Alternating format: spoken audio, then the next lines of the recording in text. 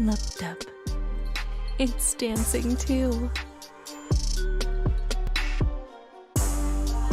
Hello. Today we will be doing interrogation.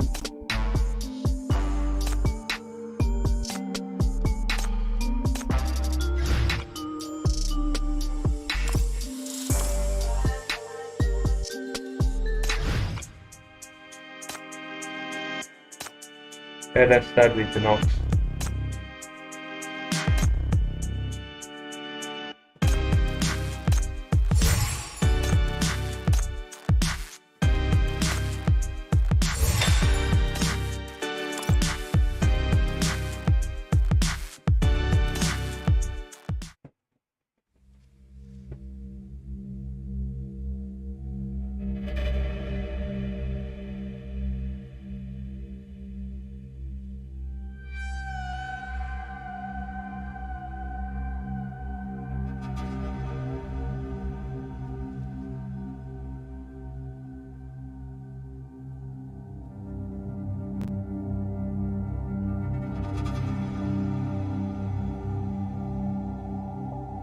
Rookie, I have heard that you've been gathering info on the Mania, corruptors and DC. I believe you already noticed the truth is related to your past.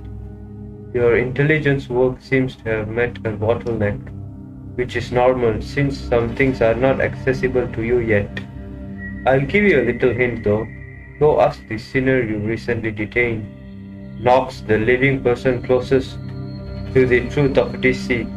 Good luck, Rookie. Start to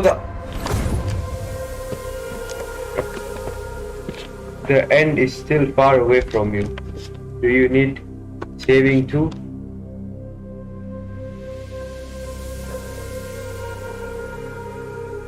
Saving?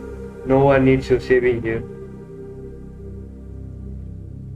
Just as you enter the interrogation room and sit down facing NOX, he throws out a somewhat strange question.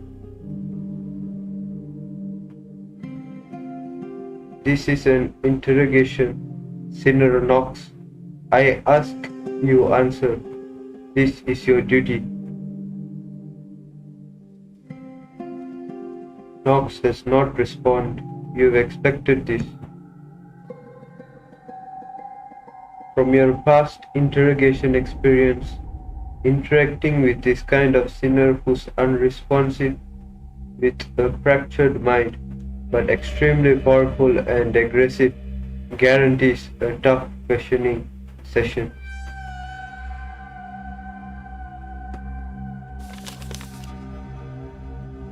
But this is no excuse to back down. You open the file on the desk. It's the best starting point for this interrogation.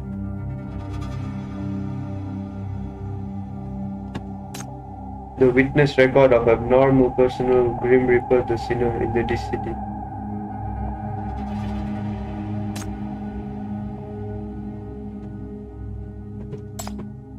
Submit report. Wait, let me see what is there. NOX shows no response to what you're doing, not even sparing a peek at the document on the desk. Do you know about the sinner, Grim Reaper? Grim Reaper. NOX's pale pupils remain lightless. The ghost of DC, night terror, calamity witch. You must have at least heard of one of these. These figures from urban legends, or should I say horror stories, have been around for almost 30 years. Do you really have no idea at all?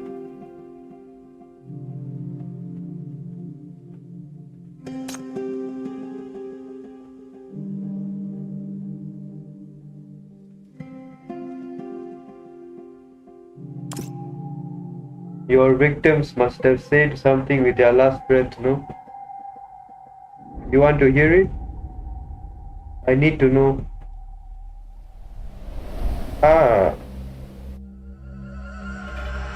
Dark grey mist pours out from Nox's body. The interrogation room is suddenly filled with many desperate, throaty cries. Stay away. Don't kill me.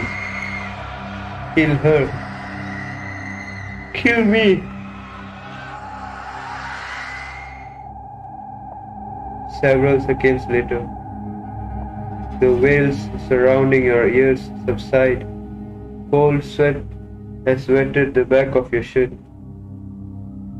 Your anxiety isn't only caused by your fear of Nox's mysterious ability, but also mostly induced by the unignorable fear and despair in those cries.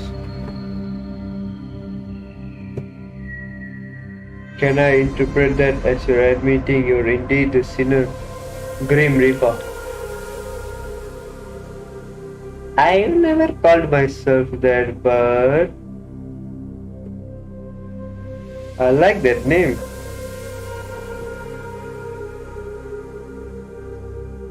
Nox doesn't deny her identity as the great sinner Grim Reaper. Question her further. Since NF-84, the authorities have received in total 639 sighting reports of the Grim Reaper. Among them, 511 cases are free of injury records and 27 cases have been closed. What is NF? I forgot. NF. I'll check it out later.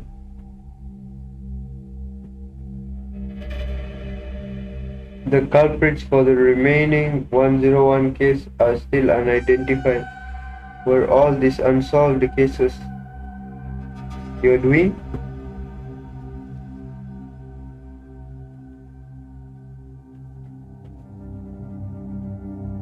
Nox's hollow eyes resemble an unperturbed lake surface. With her mental state, it may be a bit difficult to understand the concept of a case.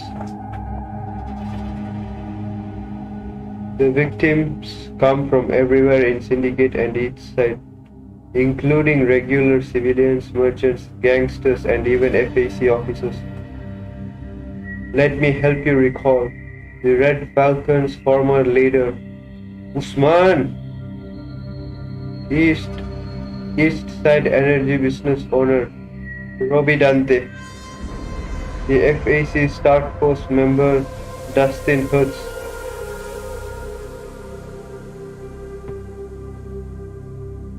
In the face of death, names are meaningless. Nox interrupts you. If you didn't even know their identities, what was your motive?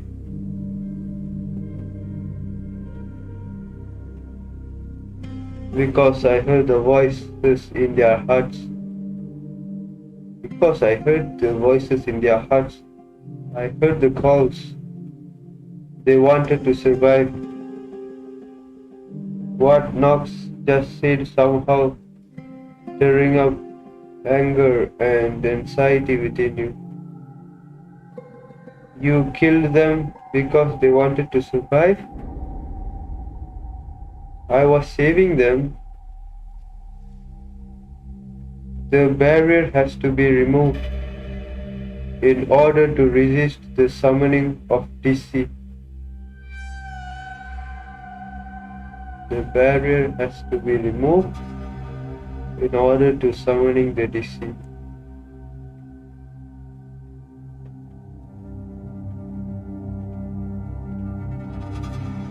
The barrier has to remove for the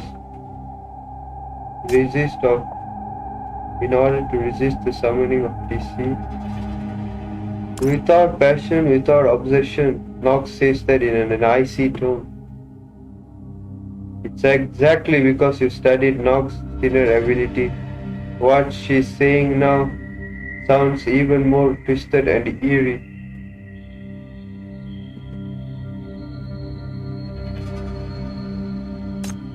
This archived document contains the official unnatural death cases in recent years.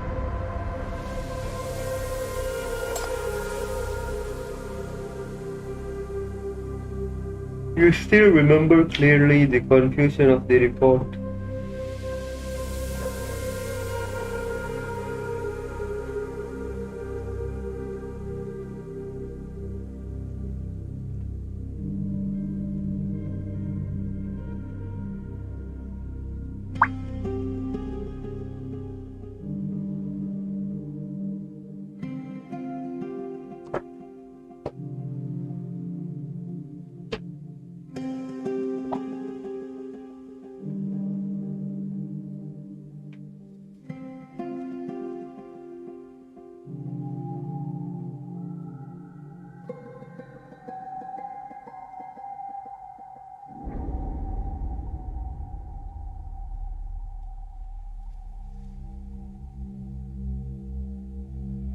The assessment report from the Research Institute has validated our hypothesis. The subject's body simultaneously shows multiple traits of sinners and corruptors. We are unable to accurately describe her sinner ability, but one thing is certain.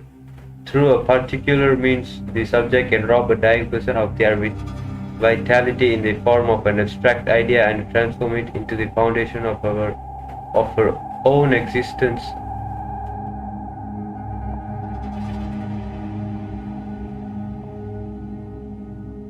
Oh, rob a dying person of their ability. Current theories cannot explain the mechanism of this ability. Based on existing information, the subject severely undermines safety and poses potential threats. Therefore, it is not recommended to use her in battles at this stage. Through a particular means, the subject can rob a dying person of their vitality in the form of an abstract idea and transform it into the foundation of her own existence. Saving is only a lie. In essence, your ability is to rob others of their lives. Knox falls silent for a while. Individual souls are too feeble. The only way is to cling on to us. The craving for life and the resistance to death, our collective will. Us, he refers to herself as us. Insane assumptions have occupied your mind. What if Knox is not one person but a group of people? But this is wrong, While you're absorbed in analyzing the situation in your mind, Knox's state is showing significant changes. Damn, she looks scary. She's mumbling to herself, struggle and confusion flicker in her eyes. This is the only way to evade death. It's also our promise.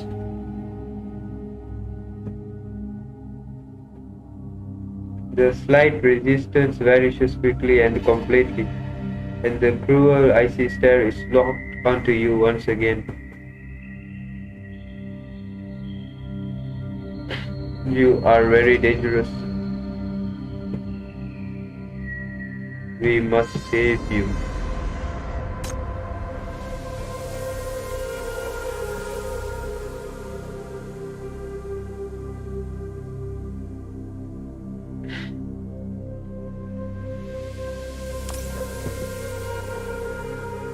Heaps of dark grey mist flows out of Knox's body. Instinctively, you sense danger.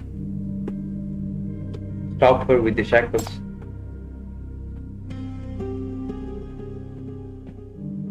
You immediately stand up and apply the shackles, a power strong enough to subdue any sinner coming from the depths of your mind surges towards Knox.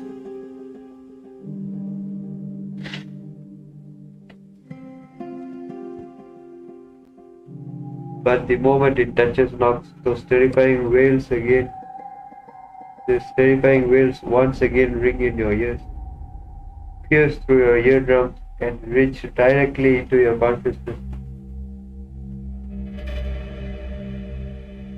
I don't want to die. Help me.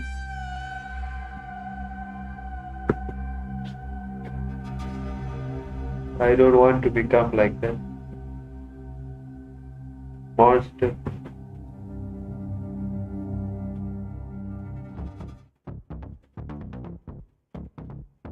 You stand in the center of a large factory with a fractured left leg, surrounded by corpses. The broken tibia has ripped open the skin, yet you can't feel any pain at all.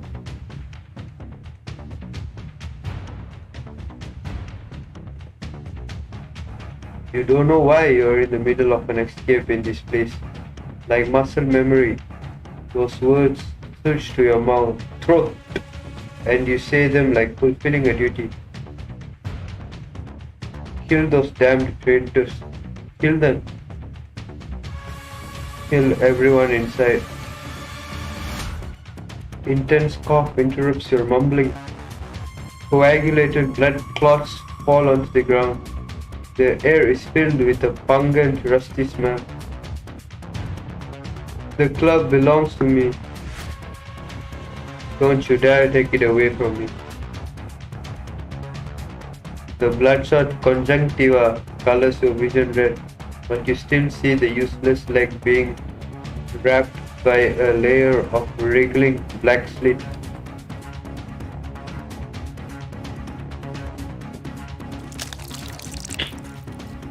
The entire left leg gets covered rapidly. Facing this unsettling sight, the previous thirst for blood and vengeful desire are overwhelmed by fear. No, don't come near. I don't want to die. Get off me. You stab the dagger hard into your left leg, trying your best to scrape off that damned slit. But it's engulfed to the knife holding hand, slitters along the arm and charges at you. Back off. Back off. I don't want to die. Somebody help me. As it's answering your plea, a shadow emerges in the dark. She's looking at you, but at the same time, seems like she's looking at something else. No, I don't belong here. Are you here to take me away? Or... In place of her answer, you hear the sound of a sharp weapon slicing through her body. Your vision tilts gradually, everything in your sight spinning.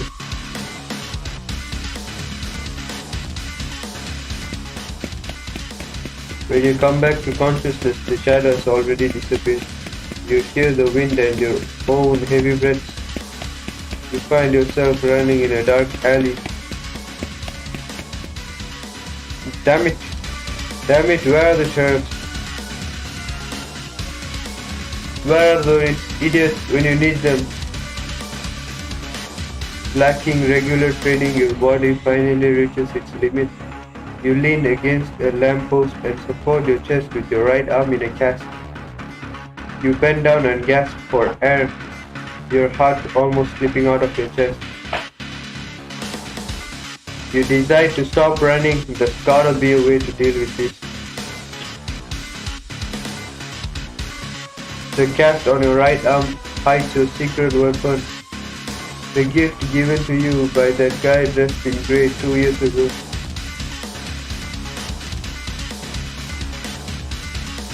You made it through several assassination and revenge attempts with it.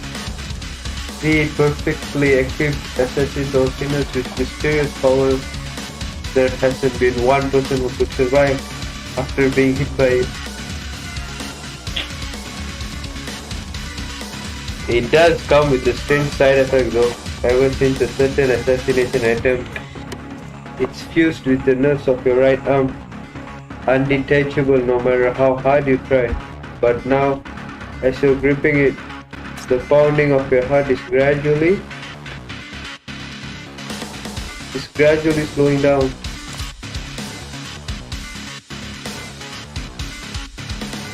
Only in times like this, I'll be glad I still have this thing with me. I'm not gonna die here. This time tomorrow, I'll still be a rising star in East Side business scene. No one can drag me down.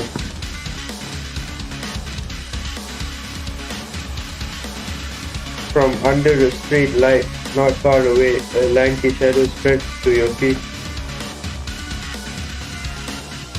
Here you are. Simon paid you to kill me, didn't you? The shadow approaches step by step without responding. Whatever sum that hawker offered you, I'll pay you 10 times more.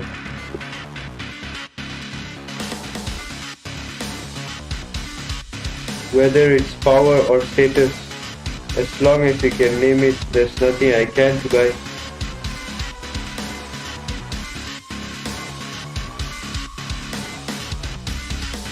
The shadow is still silent. The face, as pale as that of a corpse, is gradually exposed under the dim streetlight. Wait, I have an agreement with the Reagan family. You can't kill me. You feign fear as you back away, discreetly aiming the cast on your right arm at her. Die. 12 dark red light beams pour onto the woman in front of you. You have to admit that although it's the worst to have to do it yourself, you still feel extremely relieved as you're pulling the trigger.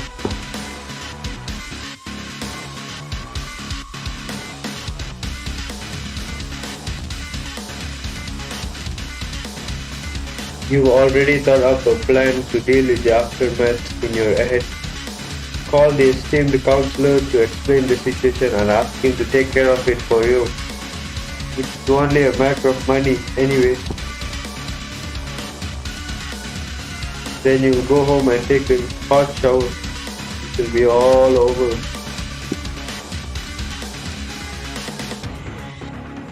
The dark red light is slashed up by a weirdly shaped weapon. The woman before you is completely unharmed and continues to walk towards you.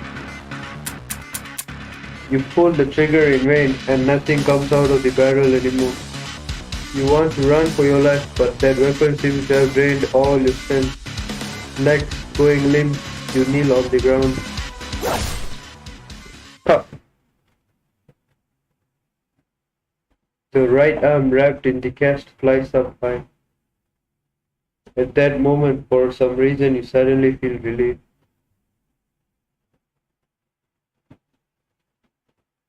At least finally gotten rid of it. You feel a sharpness piercing into your chest and something warm is drawn out of your body. Everything before you is gradually becoming corrupted by darkness. You can't see anything but can only feel your consciousness being dragged, heading towards the next icy death.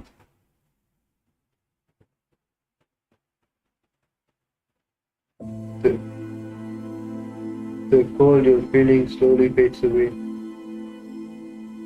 It's already December. Why did Mom pay the heating bill without telling me? But you're still starving. How strange. Where did Mom go? Ah! You shout loudly. No one answers you in the pitch black house. Mom must have gone out. So hungry. Tortured by intolerable hunger, You start pacing aimlessly in the house.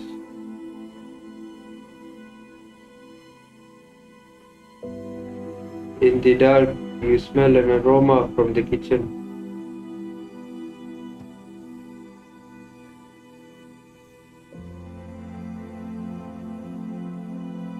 That's right, Mom left me something to eat in the kitchen. You rush into the kitchen hurriedly, stuffing your mouth with the food on the floor. Flesh mixed with fat lights down your esophagus. Whoa, into your stomach. Yet you don't feel satisfied at all. For no particular reason, you suddenly feel sad. What the fuck? She's eating what? Ooh. Mom, stop. Mom. You're crying, but your hands and mouth will not stop. When you notice a woman is already standing before you. Mom? Are you here to pick me up? I'm all alone. I'm scared. I don't want to turn into that. No, this is not me. You scrape inside your own throat desperately, trying to fish out everything you've just swallowed. How can I be eating this? They're contaminated. But even though you reached all your hand into your throat, you still don't get any abnormal feelings.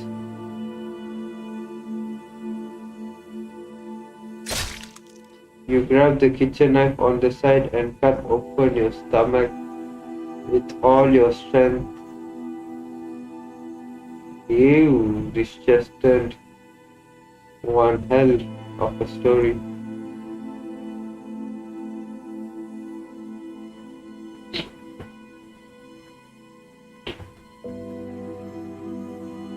But only viscous black silt wriggling and turning into monsters. Corruptus.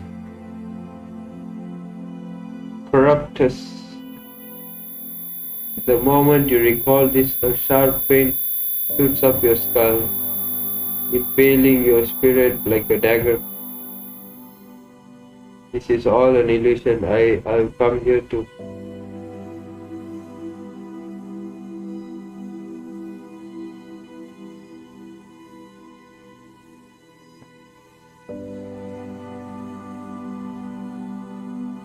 You're walking by a lakeside that seems to extend infinitely. As the humid wind blows in your face, the intense headache surprisingly makes your mind unusually clear.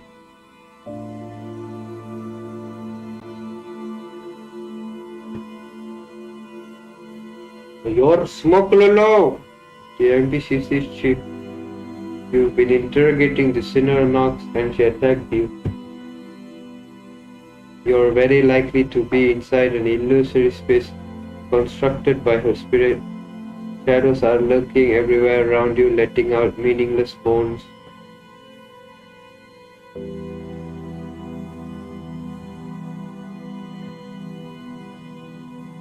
I don't want to die. I must live. Why only me? That's not enough. I need more. You realize the surrounding shadows have noticed your existence. A healthy soul. She's not one of us. I want her.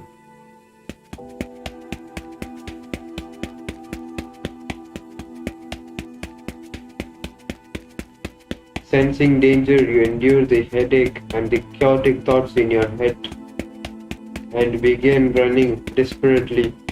You enter a building to evade the shadow's attack.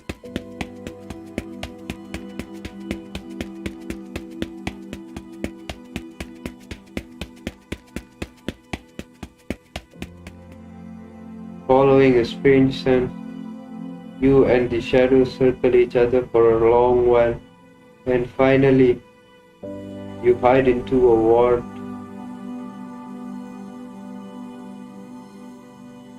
Weirdly enough, here in this place, the headache and the feeling of chaos you are having have all vanished. Is that Nox? Oh, damn, I like Nox. On the bed, a young girl dressed in white is staring out the window at the red moon and mumbling to herself.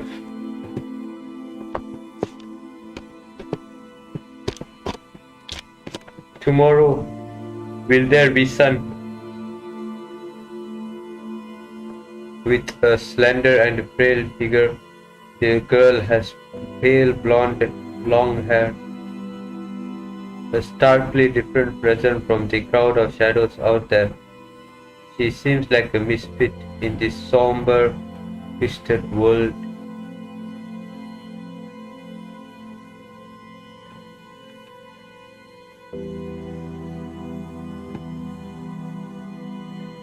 You have a premonition that she knows the way out of here? Asked the young girl. Excuse me, do you know? You walk toward the girl's bed. Hearing your voice, the girl turns back, indigo eyes looking particularly bright.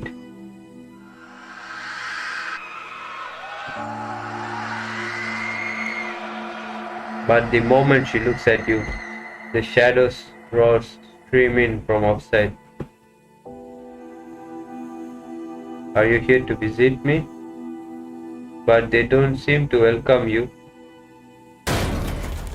Countless black shadows tear down the ward's front and swarm towards you, dragging your body until darkness devours you.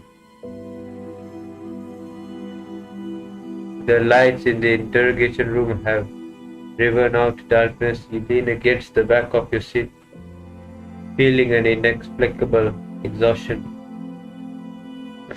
Before you realize it, a full team of armed operatives have surrounded you.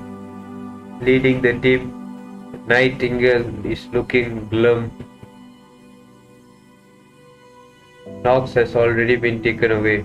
Having noticed you woken up, Nightingale's expression goes softer. Chief, you passed out just now. The sinner Nox attacked you. We must take some measures. You shake your head wearily. I'm fine. I think I already found out how to crack this problem.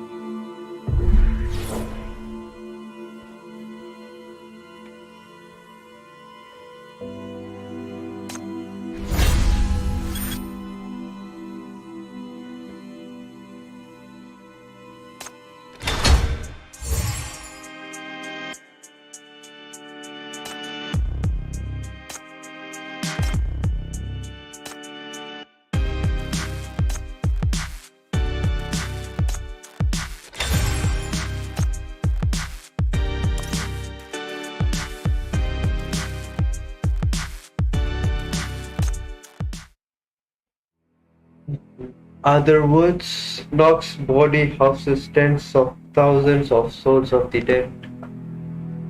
Numerous minds have fused together and lost their essential sanity, leaving only the last bit of survival instincts to drive their actions. And that girl, she's the only person I've seen not appearing as a shadow in Nox's spiritual space. What's more, the shadow's activity is suppressed around her as well. She is very likely the core that many of the dead attach to, the original owner of that body.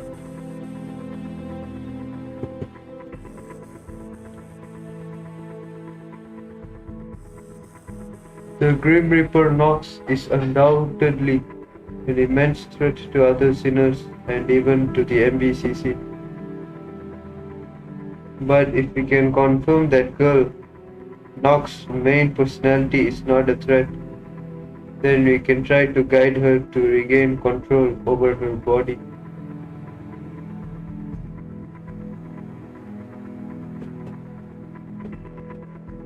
I understand what you mean, but Nightingale is a little hesitant. This is already the first attempt to connect to Nox consciousness. Repeated contact with a highly contaminated sinner like her will be a massive burden on your mind. I have my own judgment.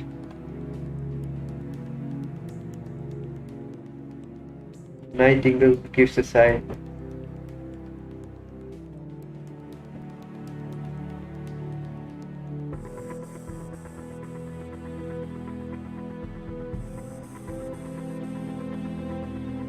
Lakeside Residence was a sanitarium built in NF61 which served patients with chronic illnesses. Located in the scenic area 300 meters from the south coast of DC. Much data was lost after the explosion of DC, so we couldn't retrieve information about the eagle.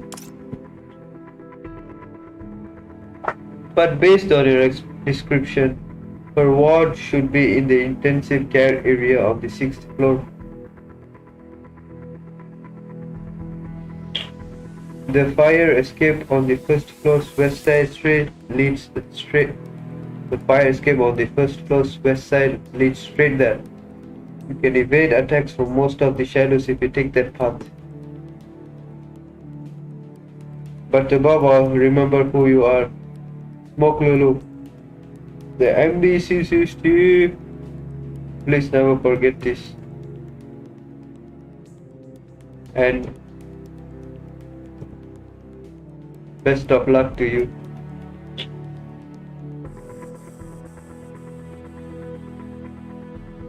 On the other side of the glass, Nox is as silent as a corpse. You take a deep breath and wrap up your mental preparation.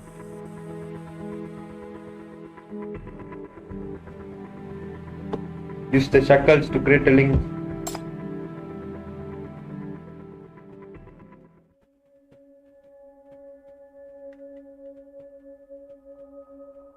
Damp wind blowing in your face.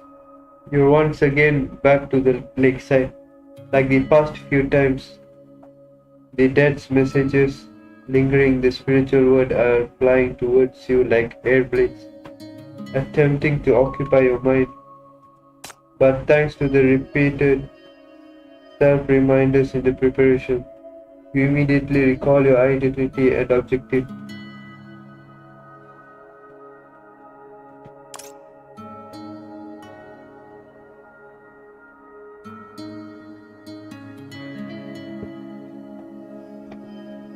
The gathering shadows have never left, still loitering around.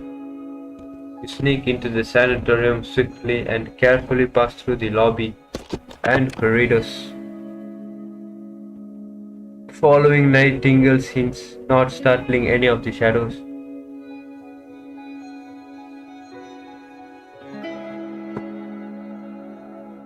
Finally, you arrive at the door of the young girl's ward. Knock. Come in.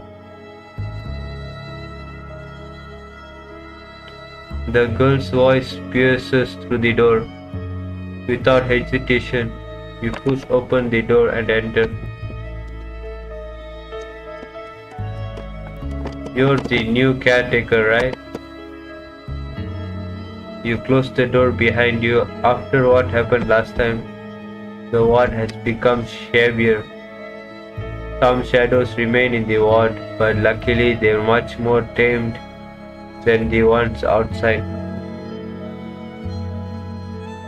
To avoid losing these irrational grudging souls, without batting an eye, you start pretending to be the caretaker the girl has mentioned.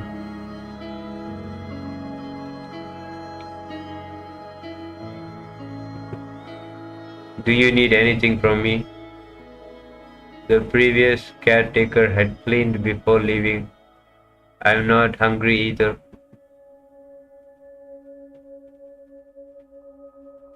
You can take a break for now. I'll let you know if I need anything. After a wordless moment, the girl casts her glance outside the window again, but all she finds there are the red moon and incessant roars. Not sure if caused by the cold or fear, the girl's body has been trembling the whole time. Ask about her condition. How long have you been here? The girl turns back. 6 years.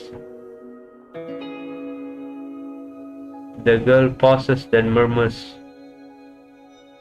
so it's already been 6 years. Your condition: systemic muscle fibrosis caused by abnormal crystal hyperplasia in soft tissues, according to the doctor.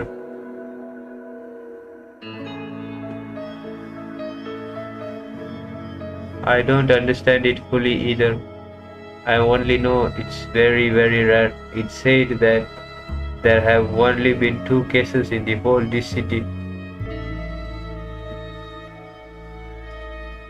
It must have cost you a lot of inconvenience. Indeed. A few years ago, I couldn't even stand up on my own. But it's improved a lot. Now I can walk around in the ward with the caretaker's help. The girl's smile is cheerful, although the actual situation may not be as hopeful as it sounds. You scan the surroundings and find that the bouquet on the nightstand has already withered. Beneath the flowers, a thick pile of letters stands out particularly. Are those from your friends? Yes, most of them are from my friends from school. Can I take a look? Here.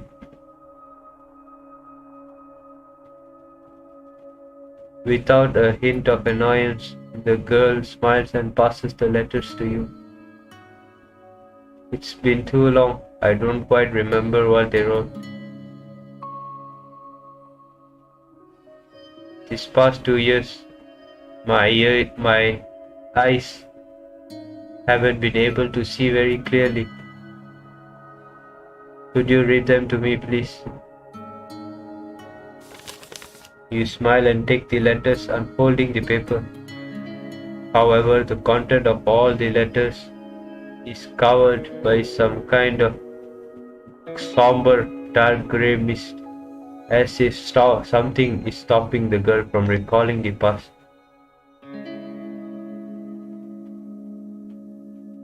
Unable to read the blank letters for the girl, you hold up the stack of letters silently. After a long while, the girl lowers her head, a little disappointed. Your friends have never visited you here? They have. They brought those flowers. On the bare stems, several scattered dried petals and leaves are hanging. Oh, there's a flower. Just noticed.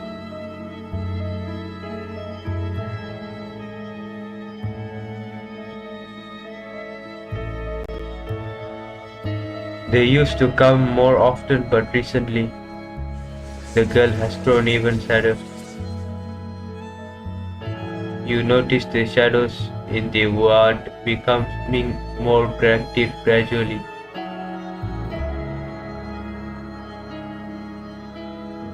Floating around in the room aimlessly. Every time a shadow passes through the girl's body, a shiver rises in her, and the room grows even chillier.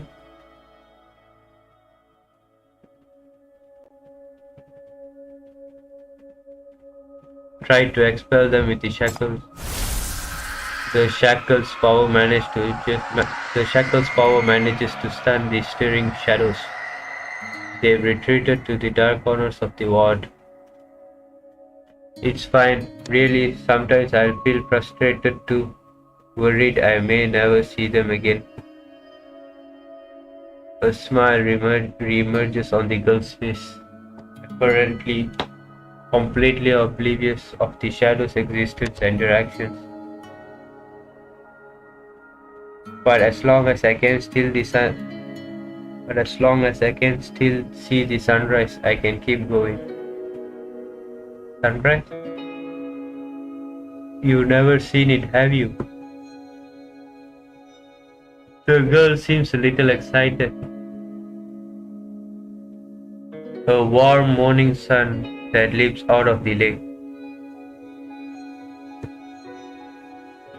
The girl glances at the slightly dry, pale blonde hair lying on her shoulder.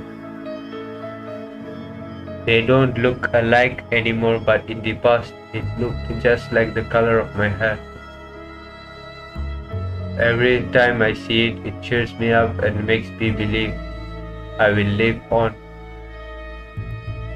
Suddenly my illness and all the medicine and treatments don't seem that scary anymore.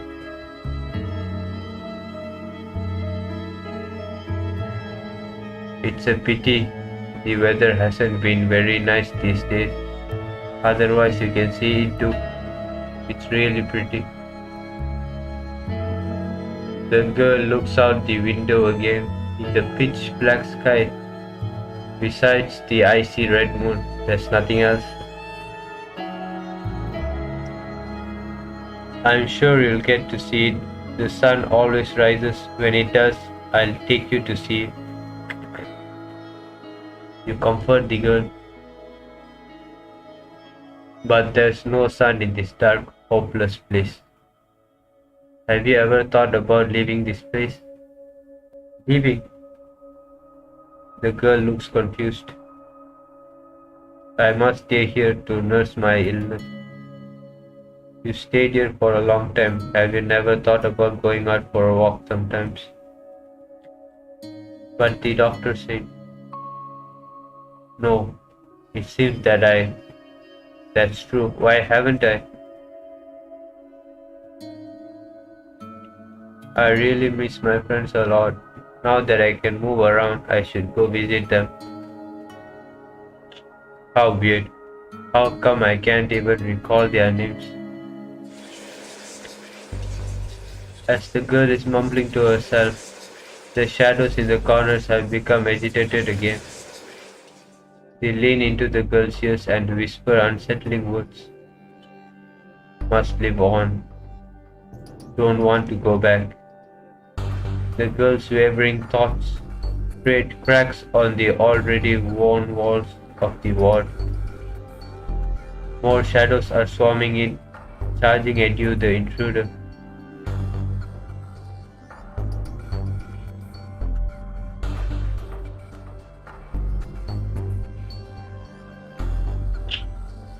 You try hard to suppress them with the shackles, but the number of shadows has far exceeded what you can handle.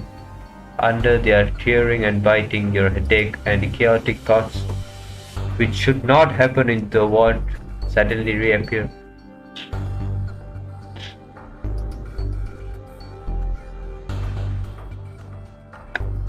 Time is running out. You must ask the critical question. This is also the most crucial purpose of your visit. Ask the critical question. I have a question for you.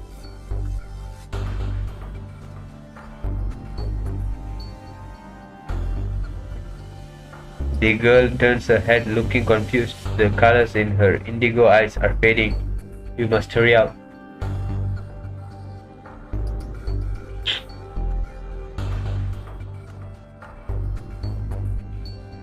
If there's a way that will allow you to live properly, enable you to move freely and free you from being bound to the sick bed. But the price is that you must kill others. But the price is that you must kill others, take their lives. Will you do it? How can I do that? The girl shouts out her answer. That is not right, ma'am. How can I take others' lives in order to? The girl's face is flushed from her emotions and she sounds a little incoherent. Her answer gives you confidence that what you're doing is indeed right. But what she says next makes your heart tighten. What did she say? Hold on, I think I've had certain dreams. I killed many people in those dreams. They didn't want to, but still That's not right. How could I? That's not right. That's not right. I don't want that. I must leave this place. The girl is screaming. On the corners of the ward, cracks suddenly appear out of nowhere, and shadows are rushing in from all directions, shouting next to the girl's ears. I don't want to die. You can't leave. We made a promise. Kill her. Kill her. I don't want that. The girl struggles and gets up, shakes off the shadows next to her, and staggers out of the ward through the door. You didn't expect the question to cause such a big stir. You want to stop the escaping girl, but instead get dragged by countless shadows, rendering you powerless.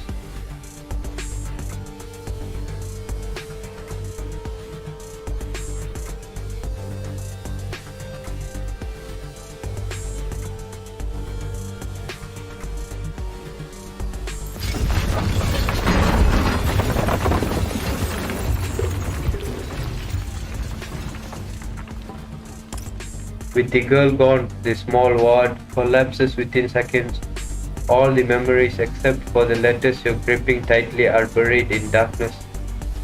Use the shackles for self-defense. You release the shackles' power with all your might and the shadows dragging you get blown away, wailing. You begin to fall.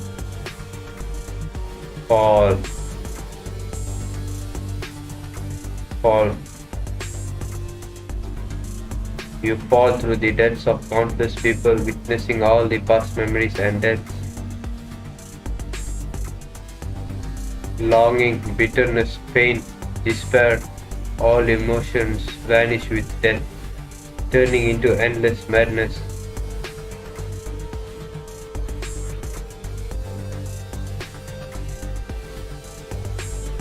But as you keep falling, the dark grey mist on the letters in your hands is slowly fading too.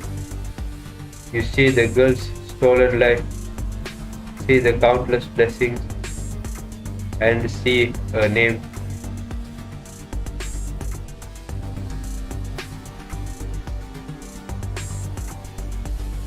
You need to save her.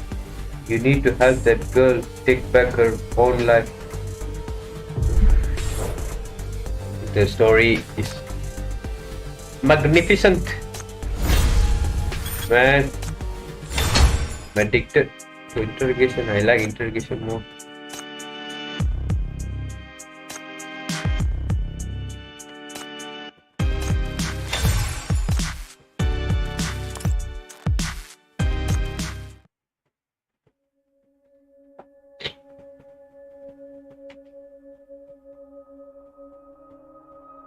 An indefinite length of time has passed since the initial collapse. In the surroundings, there are only ruins and boundless darkness. Quick, wake up, get out of here. The young girl opens her eyes and props herself up on the rubber, struggling.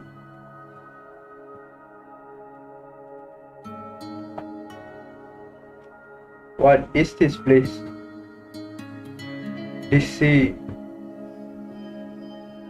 Before her, a blurry shadow is making some weird noise. That's not how DC looks like. Have you forgotten? Ice-cold memories flood the girl's mind. He kneels on the ground, tears flowing out of her gradually whitening eyes.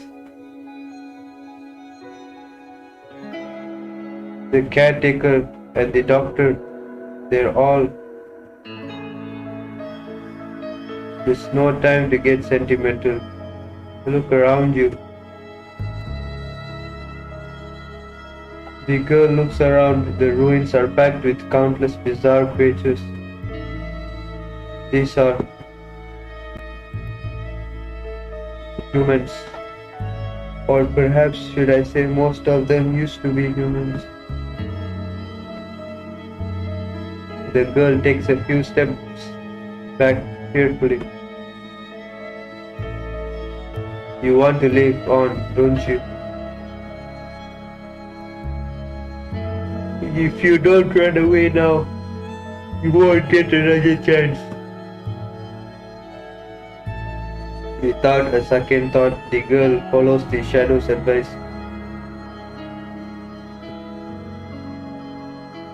It's strange.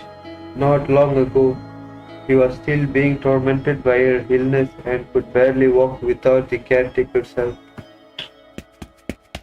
But under that blood-red moon, she's running faster and faster, as if even pain can't catch up with her anymore. Even so, there's no time for celebration. The surrounding monsters keep multiplying and her fear is almost overflowing from her chest.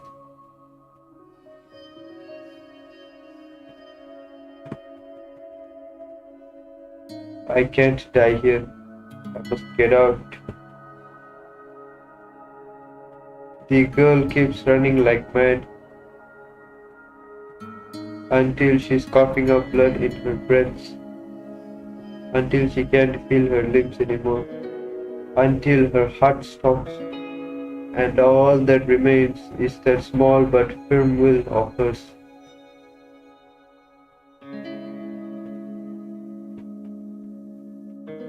I want to watch it once more, the sunrise.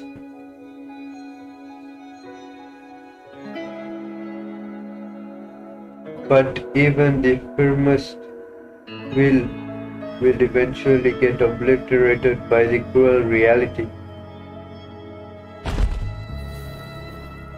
The run is too long so that the girl has forgotten how much time has passed.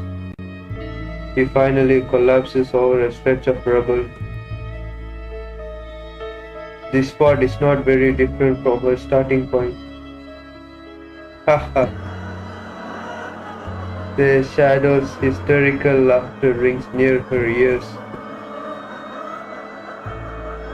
Ha ha ha. Ha ha ha ha. Lying on the ruin, the girl still keeps groveling forward as if not hearing that irritating laughter. You're alive, only you're alive. Why should it be you? You're a sinner, yet you're so weak. If we were you, you can't make it out on your own. The girl's arms are slightly bent, leaving a dark red trail on the rubber.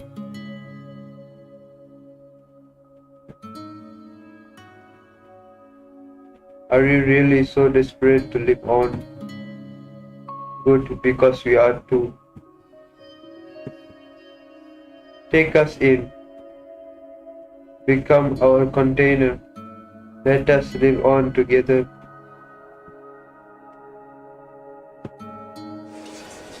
The girl's body freezes for a second. Then as the endless exhaustion and darkness overwhelm her, she blacks out.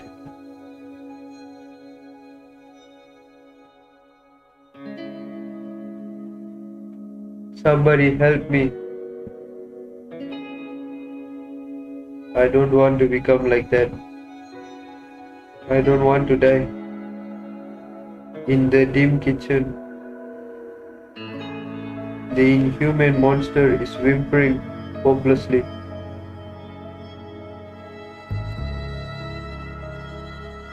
Nox raises the long sword in her hands. Her motion is too ruthless and smooth, as if she's already done this 1,000 times. Mom, are you here to pick me up?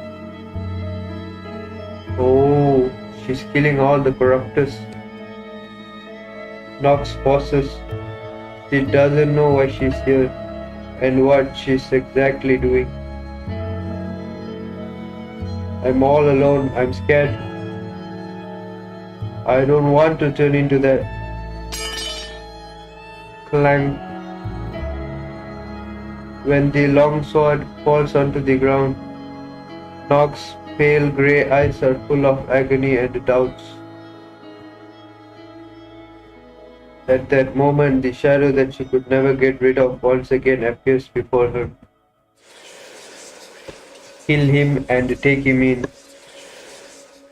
just like in the old days.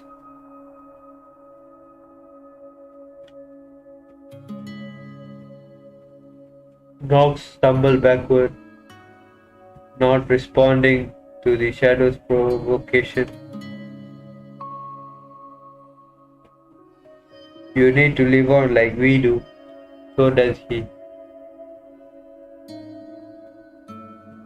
This is not living at all. You must do it. We've made a promise. The girl backs off desperately, but the shadow won't let her go. Dark grey mist spurts out of the girl's body, tightening around her limbs. Driven by the shadow, the girl picks up the long sword again. She's fighting it with her instinct, the long sword halting mid-swing in the air. I can't. The shadow finally covers the girl's eyes. The long sword rips through the air, and the teenage boy stops crying. Yet the girl can be heard crying in the dark. Somebody help me. Just like in the past, no one answers her. And the girl has lost track of time, waiting in the dark. How strange, where am I? Why am I here?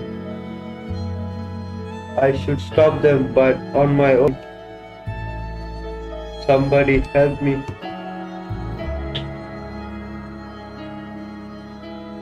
Who am I?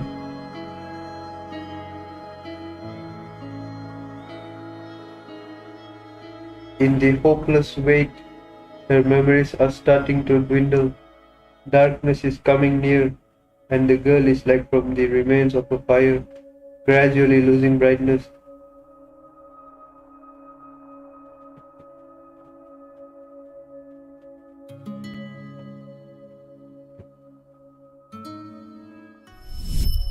Until a beam of light breaks up an opening on the edge of the darkness. Someone's voice rouses her. Don't give up. I'm here. Smoke Lulu on the way. A figure is desperately squeezing into this darkness, bringing in light that is faint yet impossible to ignore. That is me. Smoke Lulu. Smoke Lulu. The light illuminates the girl's thick and extremely scrawny body, as well as the countless horrible shadows crawling all over her. I know it's painful, but don't give up. You want to see the sunrise, don't you? Remember, I promised to take you out to see this city's sunrise. I'm here to fulfill my promise. The girl looks up mechanically at the person approaching her. Grab my hand. We'll get out of here together. Amber. Amber, the name in the first line of every letter, a symbol of the morning sun and hope. It rekindles the light in the pale grey eyes. She reaches out her hand, brilliant white light shooting out from the tattered body. I remember you. Smoke Lulu. Finally, you're here. The shadows clinging onto Amber are fleeing from her body hysterically. Righteous wails shaking the entire darkness. You can't do that, we made a promise.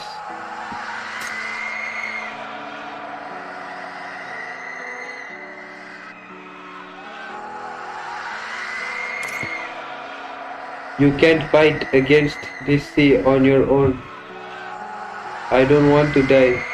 We must stay together if we want to live. But this is not living at all. I want to live in earnest. Even if it's just for once. I want to watch the sunrise again. I've had enough of you. Amber grips that hand. The white light expels the darkness, and the nightmarish shadows are nowhere to be seen.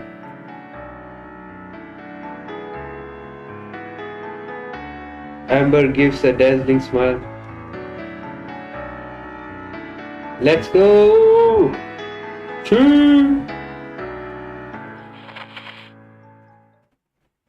The target has broken free from the constraints. Ensure the chief's safety. Unit 3 has failed. We can't hold her off. You wake up from the happy illusion only to find a complete chaos all over the place. The dizziness has not completely passed. You force yourself to get up. Chief. Nightingale is usually calm, but right now her voice is filled with shock and bitterness. NOX destroyed the constraints. We couldn't stop her.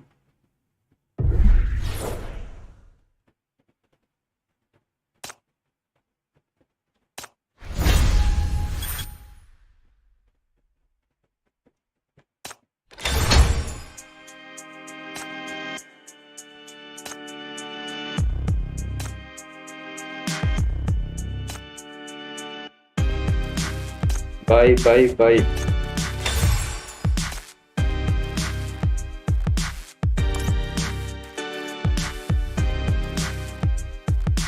NOX escaped and headed for the DC, the greatest nightmare in all of history.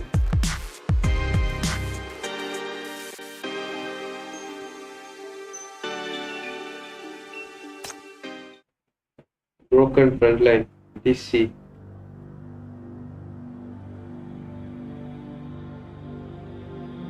NOX is right ahead. You've already been chasing after Amber for 2 hours. Just now she's crossed to the broken front line and entered the deepest part of DC. The shackles connecting you to Amber are also reminding you that she's right there. Chief! That place is an area absolutely forbidden for the living. You shouldn't go there. You point at the safety cable for transporting goods on the side, offering a solution. Tie that around me. Once I give the signal, you'll pull me back. What? What are they tying?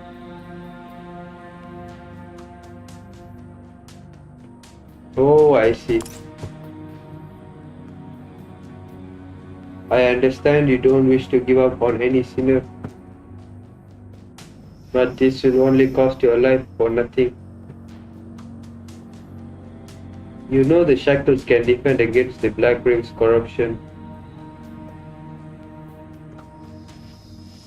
Also, I promised Amber I'd take her to see the sunrise. I don't have a bad habit of breaking promises. Nightingale is staring into your eyes without speaking a word for a while. At last, she ties the cable around you silently. If you notice anything unusual, please send the signal at once. You must not hesitate.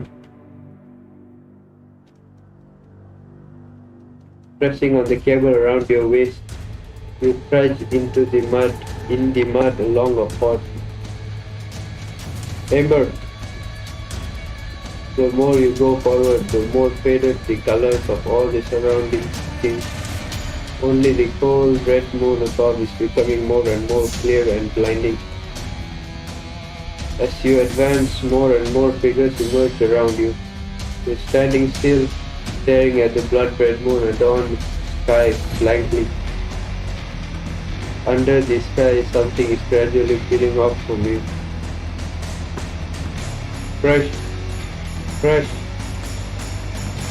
memories of someone alive. As if smelling something, the dazed figures are flaring their noses greedily, mumbling, Amber! Without hesitation, you continue shouting the girl's name and advancing the best you can, but the silt under your feet and they are now filled, hidden in it, are hindering you.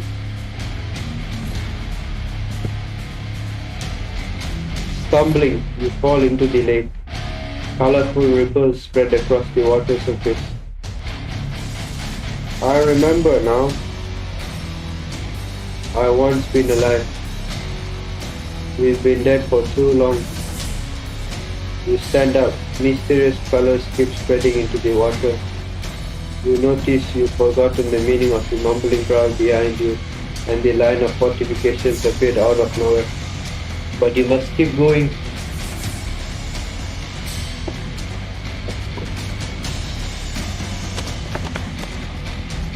You've lost track of time walking until you finally see that familiar figure.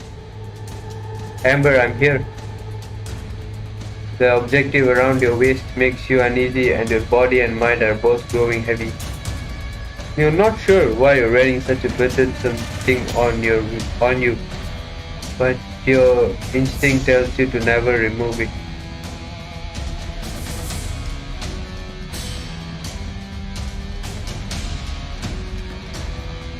Am I forgetting something?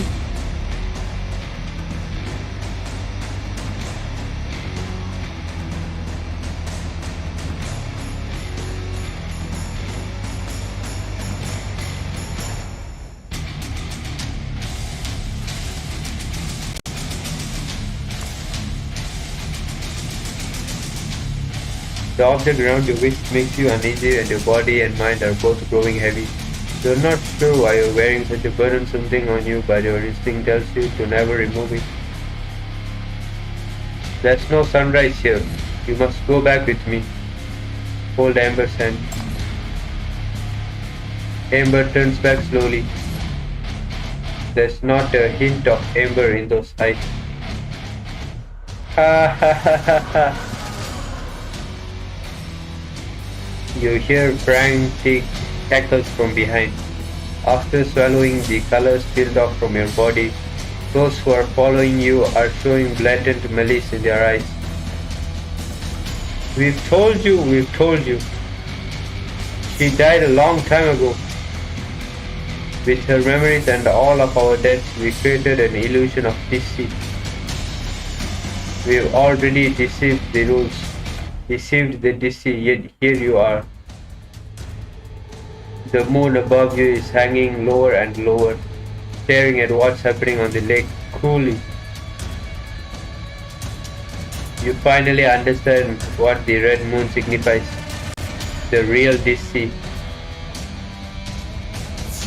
The cold rules the start and the end of the mania and the final fate of everyone. Those who are infected with the mania belong to DC after they die. There are no exceptions.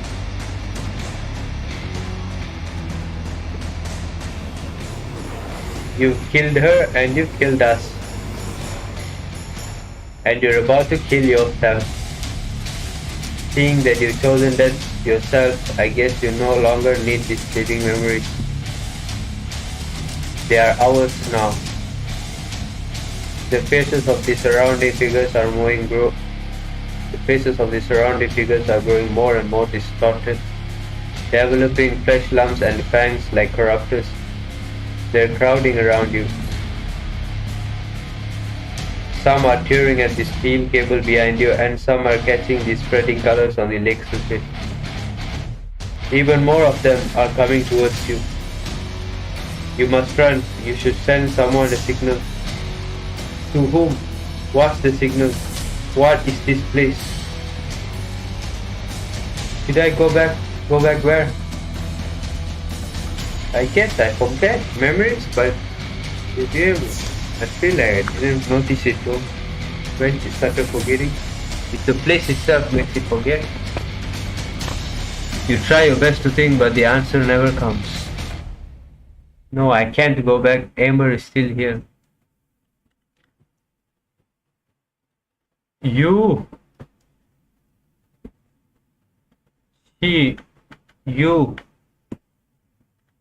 can't understand what the clamorous crowd is saying. Your consciousness is growing heavier and big chunks of blanks appear in your memories, like rocks eroded by the wind, turned into colorful sand and scattered into the lake.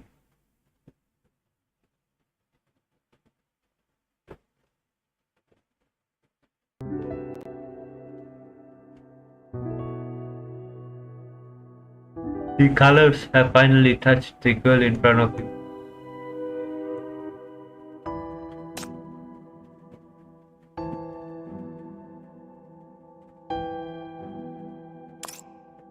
Moklolo! The girl turns back. Her eyes have regained clarity and brightness. Why are you here?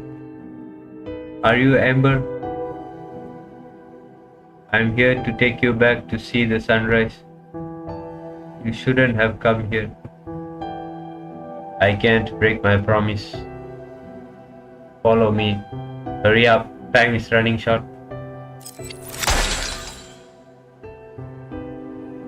You hear the sound of metal shattering from behind.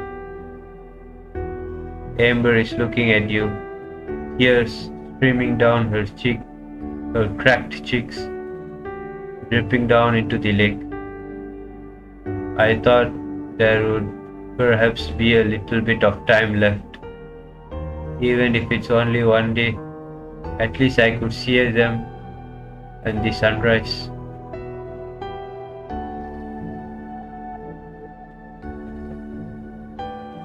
Well, now is not the time for this. A dazzling smile re-emerges on the girl's face. She stares into your eyes and solemnly says that name that makes you feel both strange and familiar. Chmoklulu!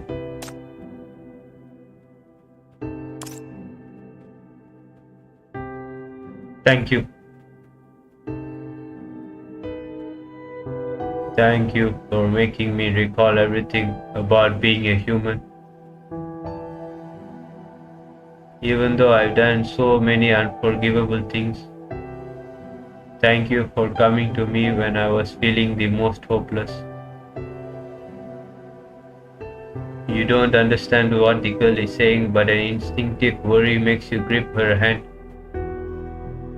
Since many years ago, this place has been my destined home. This is an inevitable truth no matter how I try to defy it. I should have known it. That way all of those mistakes wouldn't have had to happen. But at least there's still something I can do now. The surrounding monsters have already lurked next to you, but all of your attention is on the girl before you. She grips your hands tight. You open your mouth but are at a loss of words. I can't protect you, but perhaps she can. Live on, live well.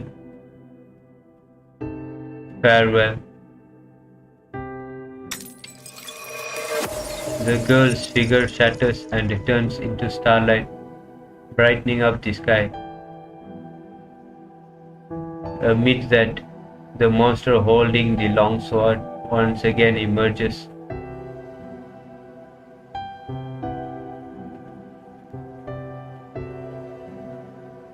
I just noticed there are 2 holes in her elbows. Wow.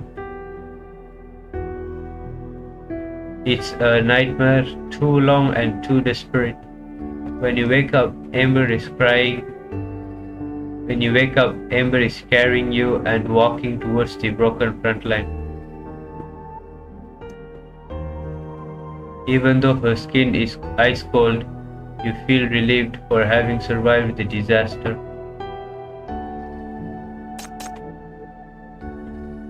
Are we safe now? Amber doesn't say a word and only keeps moving forward silently. On the broken front line, Nightingale is impatiently ordering the others to drop the cable.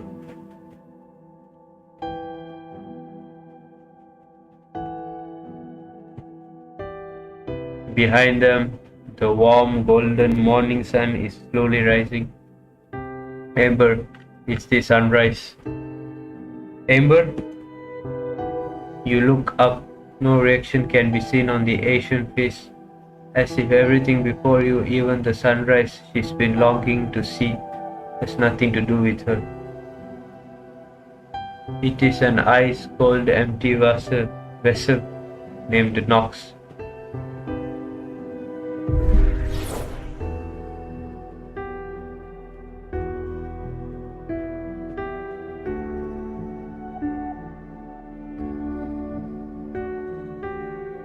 Let me savor this moment. The story was, oh,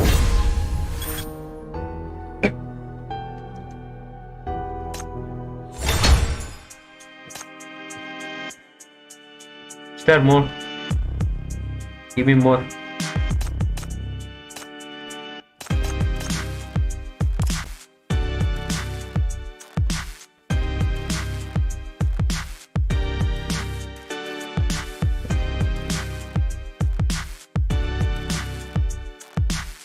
One, two, 1, 2, 1, 2, 4, 5, 6.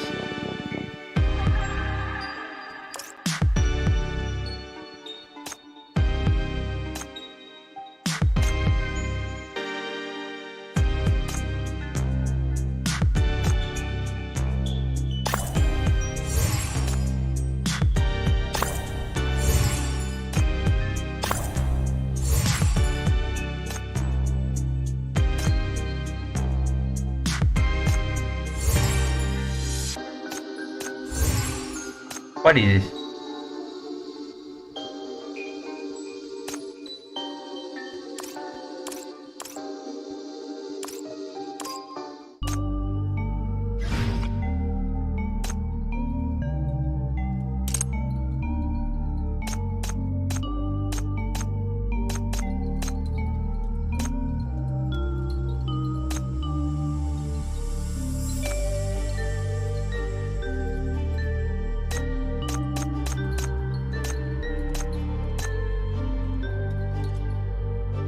Astute 3.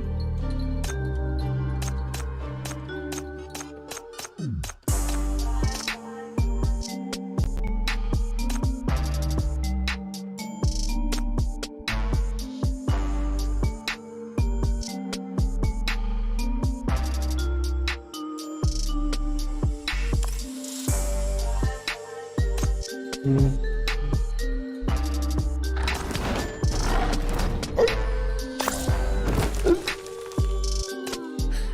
You're late. Keep up. Didn't you say you want to witness the reformation of Syndicate? Stay with me at all times then.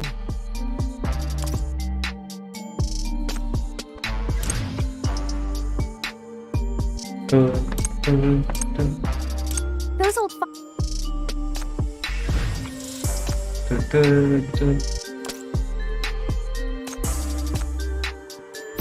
Oh, are you here to see me, Chief?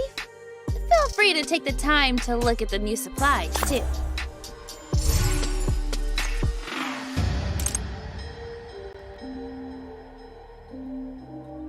Ah, how mesmerizing is its sheen. Shh. Don't tell anyone about this price. Shh. Don't tell anyone about this price. Shh. Don't tell anyone about this price. Ah, how mesmerizing is its sheen. How mesmerizing is this scene. Mesmerizing is its sheen.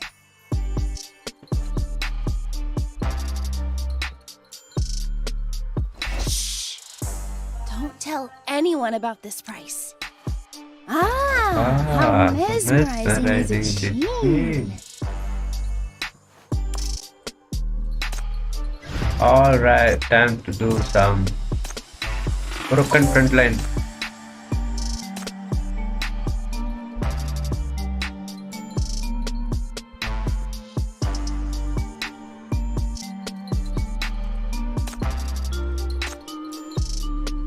Time to take this and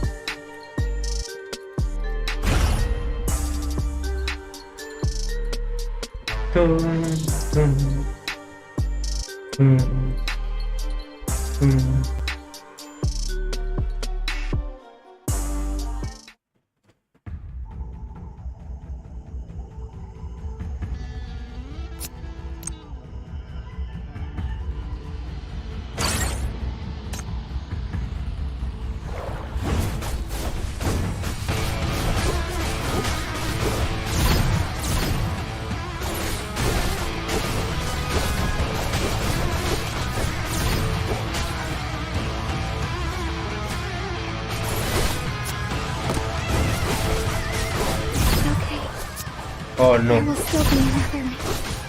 Alright, that was a mistake.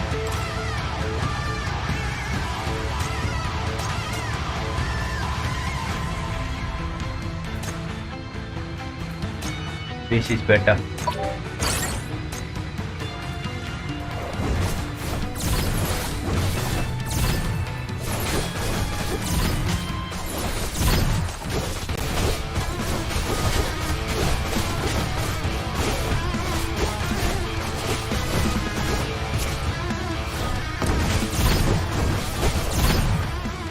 It's okay. Oh no.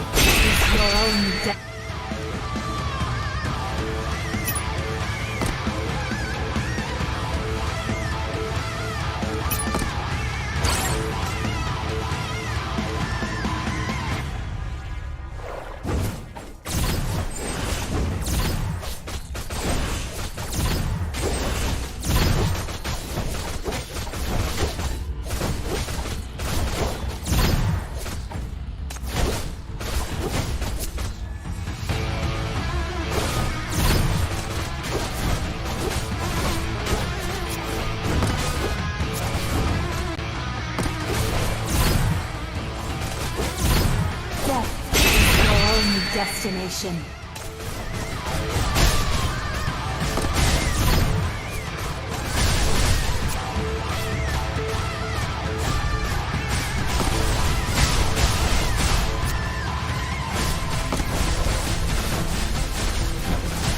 It's okay. Oh no. There will.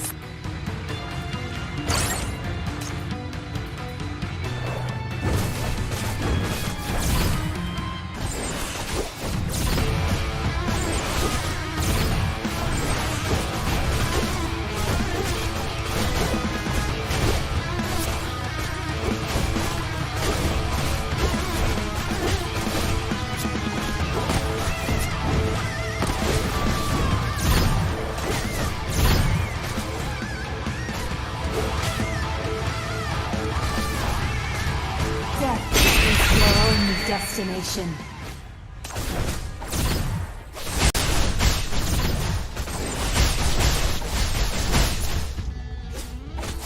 I am the Legion. You forced me to do this!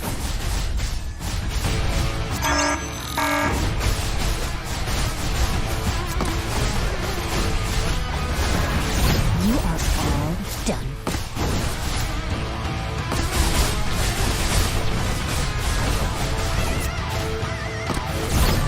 You've gotten too close.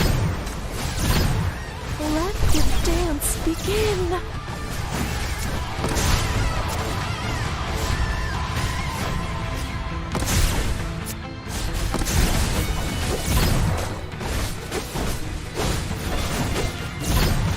You forced me to do this!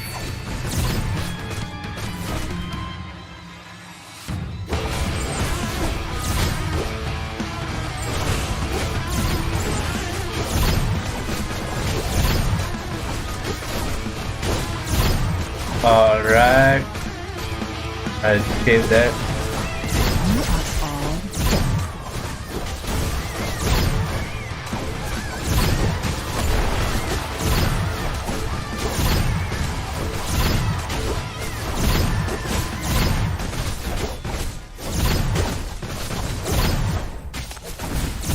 You've gotten too death is your only destination. You forced me to do this!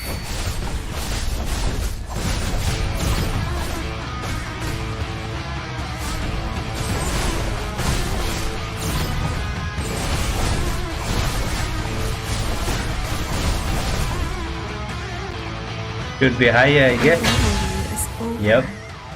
Rest in peace. I will take you home.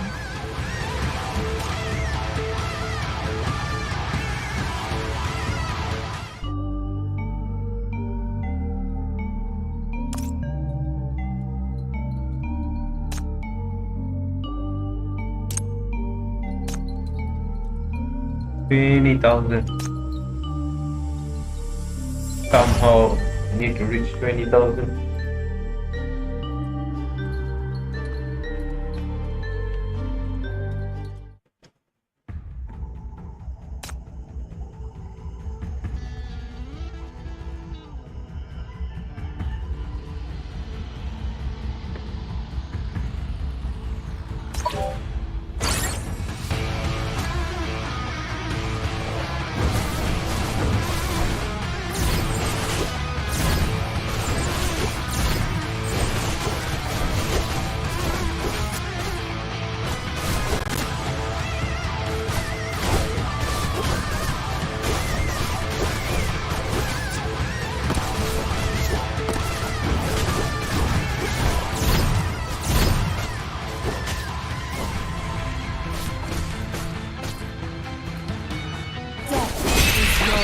Destination.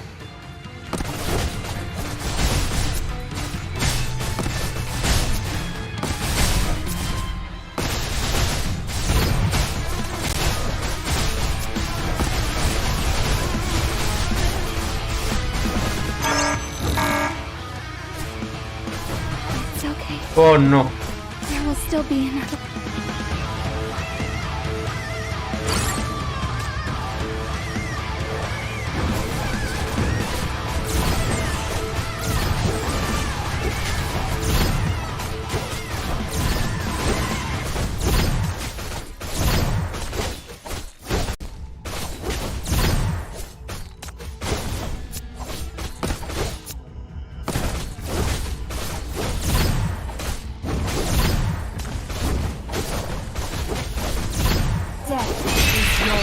Destination.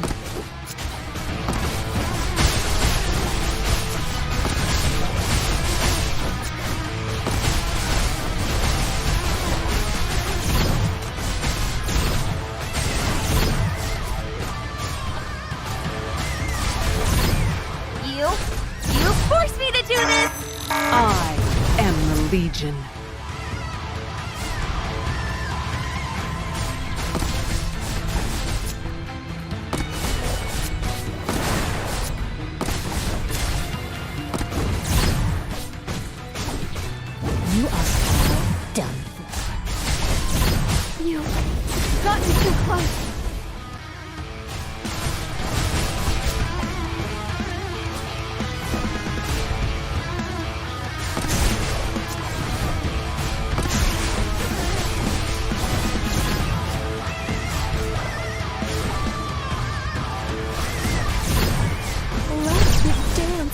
win!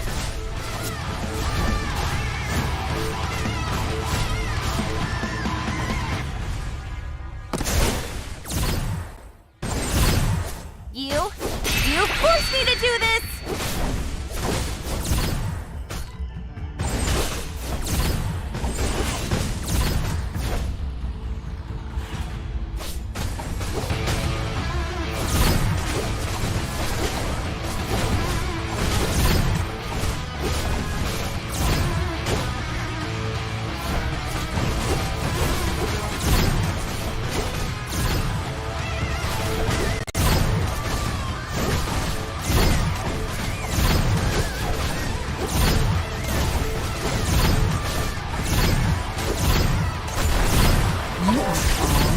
You've gotten too close.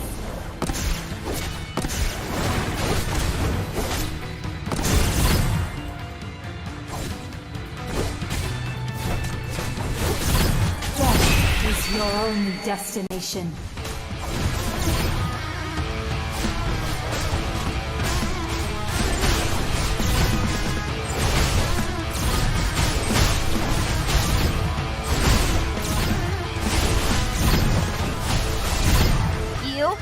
You forced me to do this!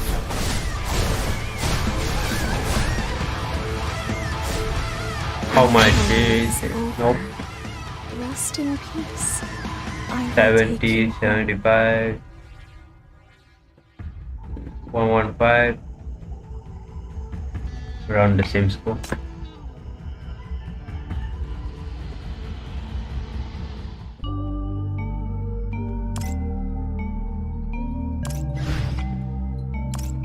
Whenever I'm lost in reverie,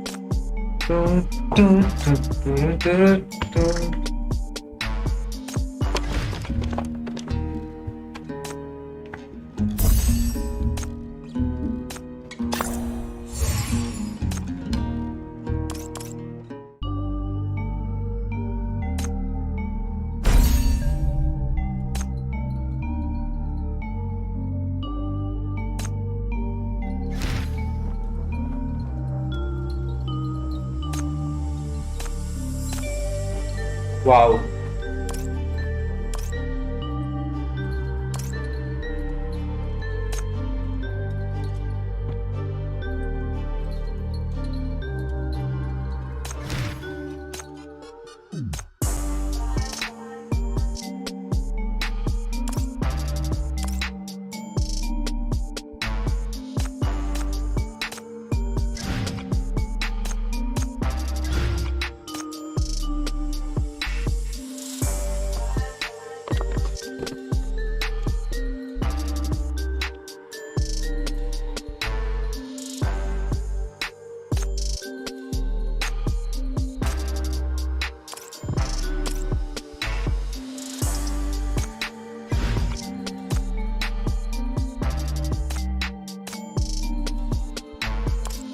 Oh yeah,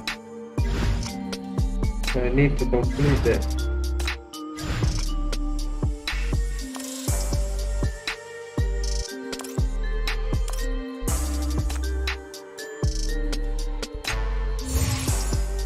Well,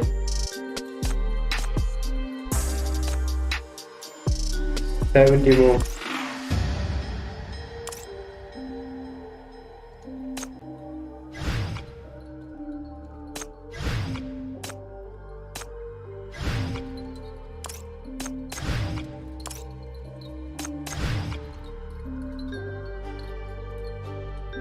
Christ!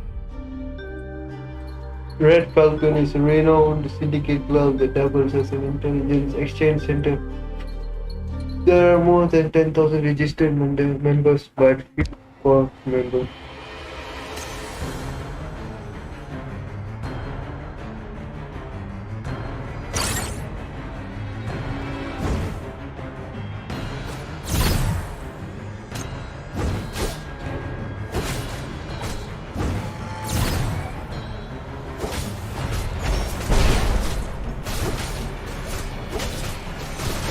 Oh no.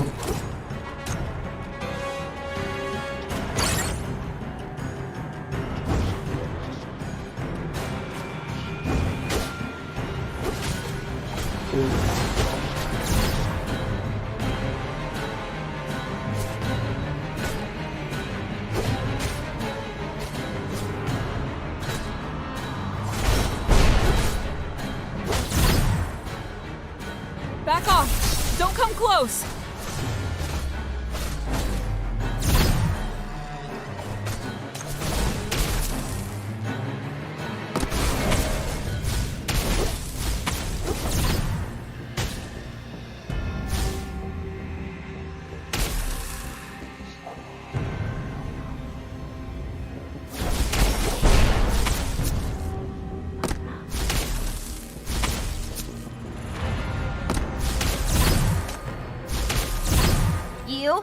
You forced me to do this!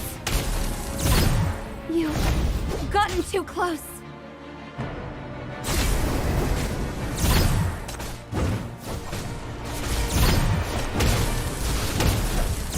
You are all done for.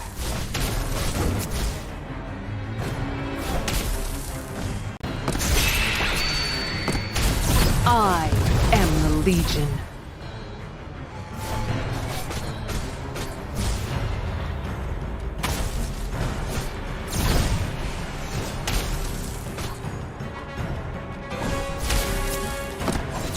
Death is your only destination.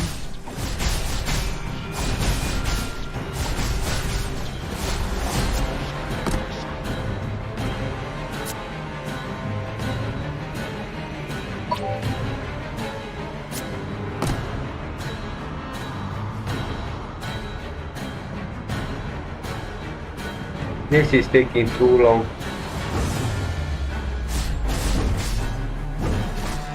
Oh no.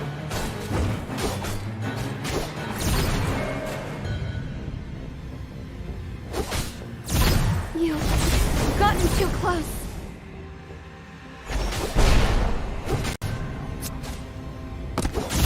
You are all done for.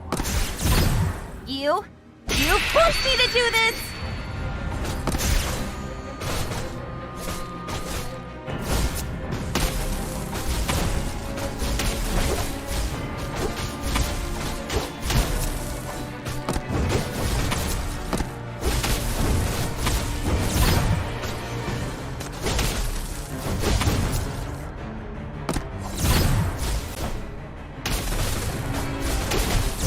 I am the Legion.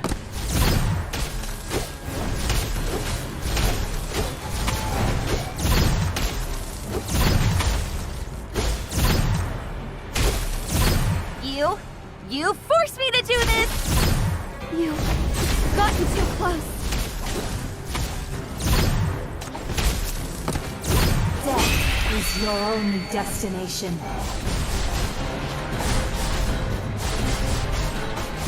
At least I cleared it, Lord. Phew! Did we do well this time, Chief?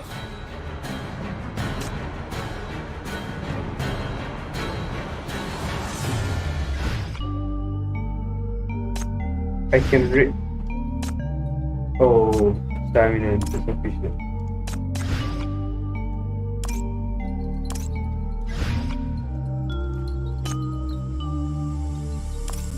Whenever I'm lost in reverie, you'll show up and pull me back to reality.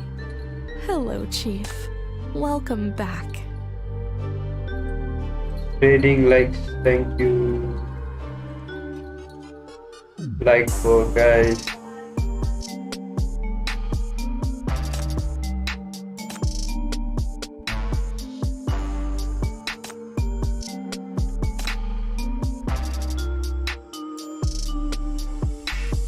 I'm bored.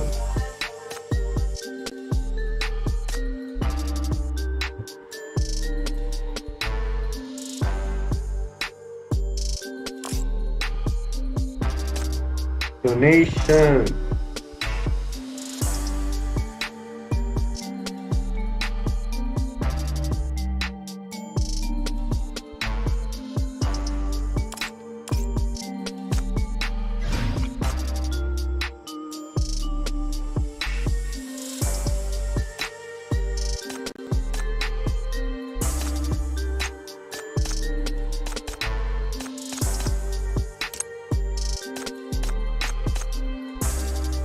What is this? It's 2, 3.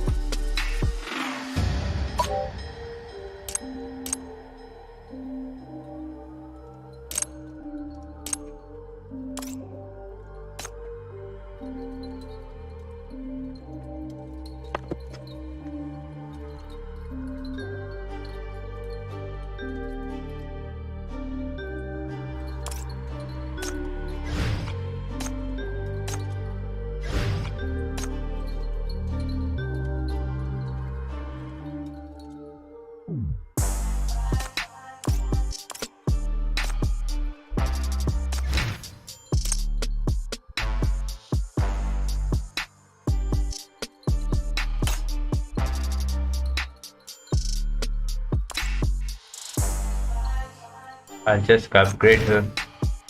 Lower cost. They still got summer though.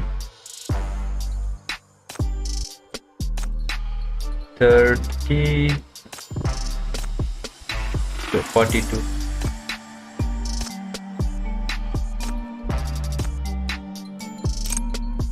What's a crime brand? Crit damage plus 20. The maximum number of ultra EM arrows is refreshes when it kills an enemy is increased from 1 to 2.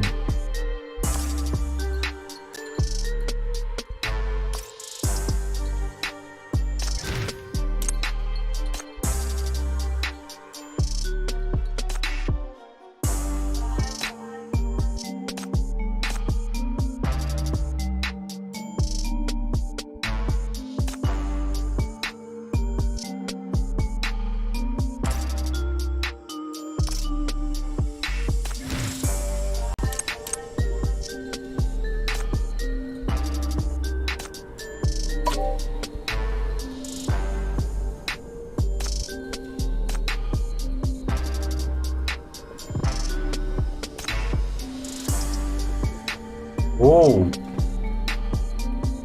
High risk area level rewards.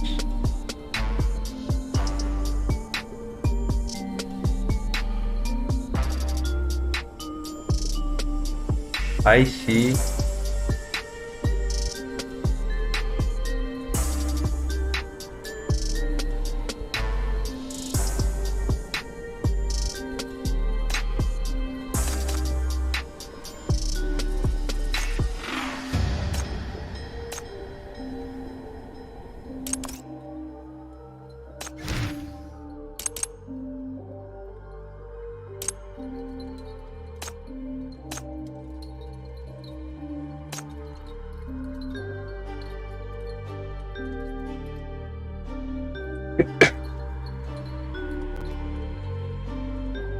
Every third attack deals an extra 2% of the target's current HP. True damage. The damage dealt will not exceed 34.3 of Zoya's attack.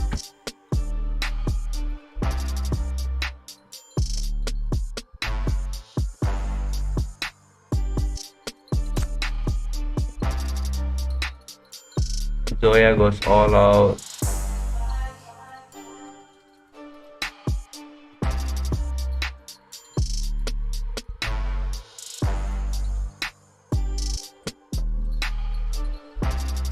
The burst damage is increased to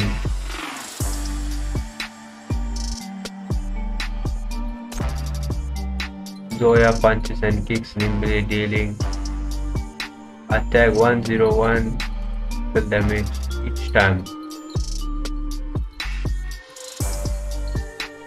This is good.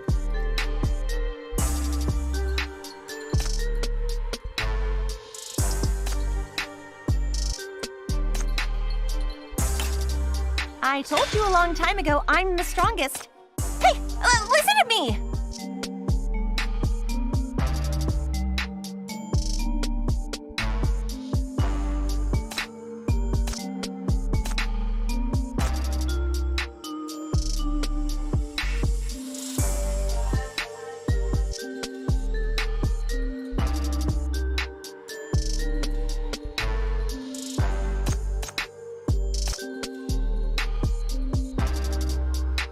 Primal dances are enhancing all the effects dances bring by 40% for 12 seconds, during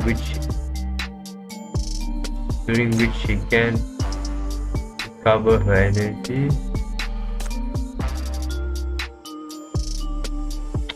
Oh my god, my mouse is fucked up.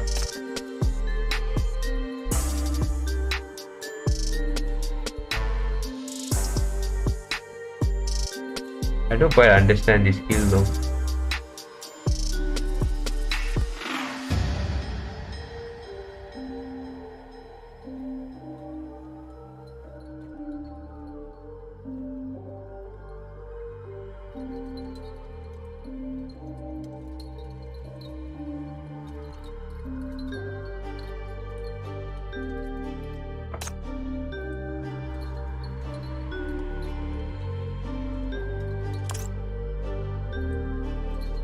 Who should I upgrade next? Should be Summer, but then she's not.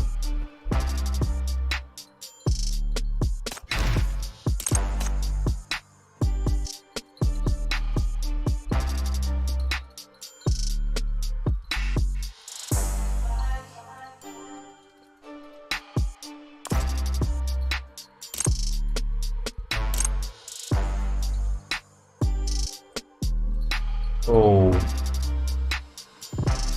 she needs to be S5. Makes sense.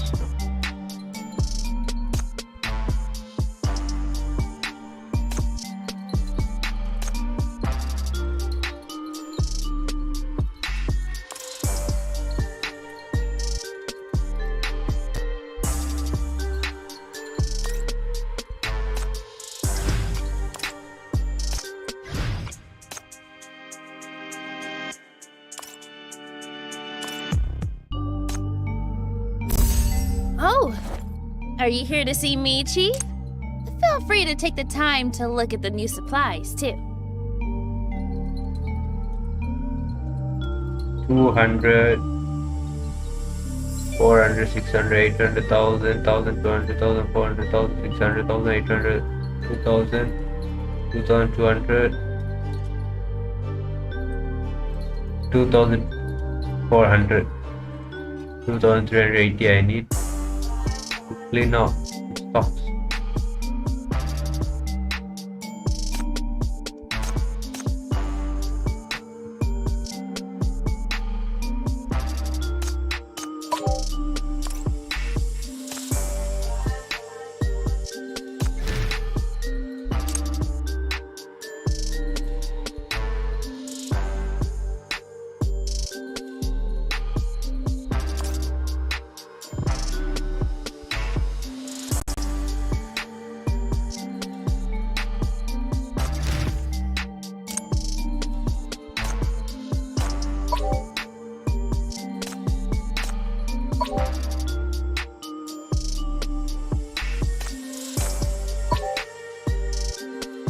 Freeze up.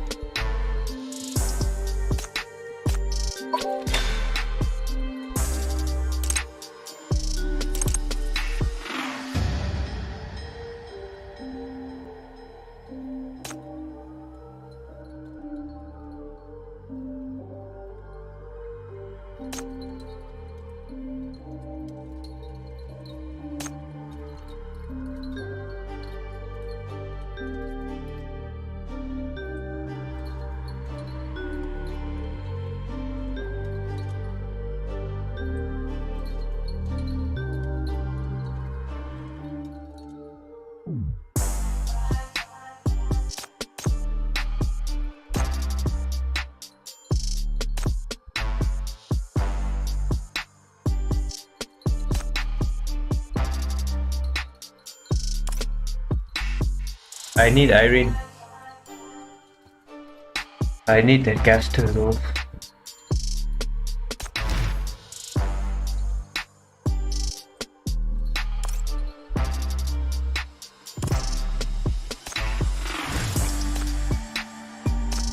I'll do this one more time.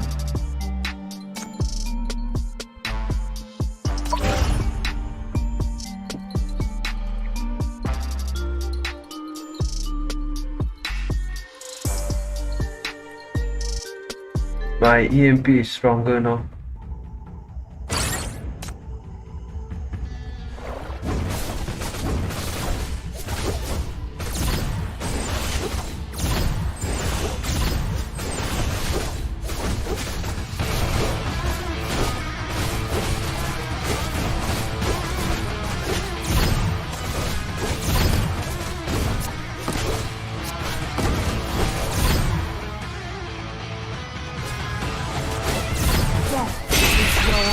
destination.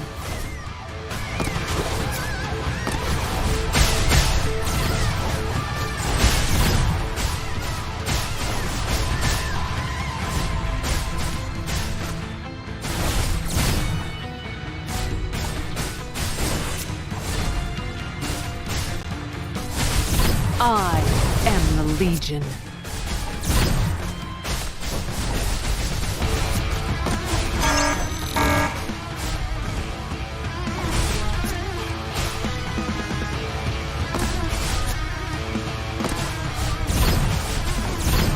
You've gotten too close.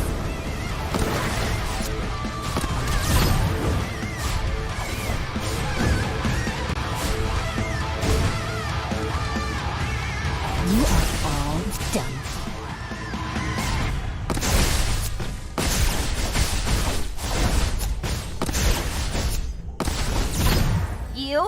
You forced me to do this!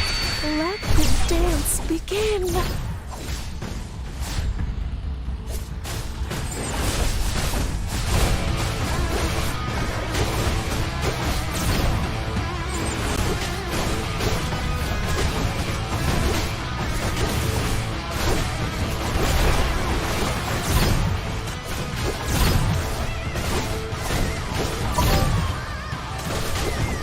You are all done.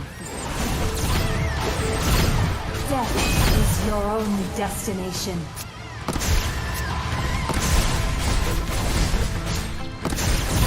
You got All right. You forced me to do this!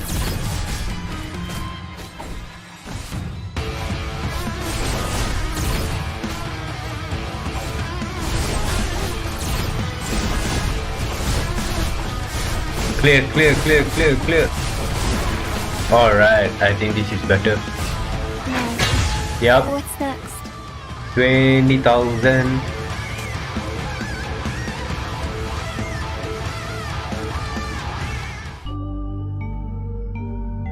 That was worth it though. 20 hypercubes.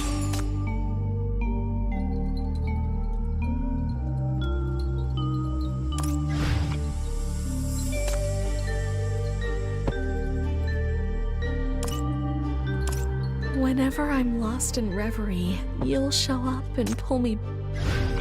Whenever I'm lost in reverie, you show up and pull me back to reality.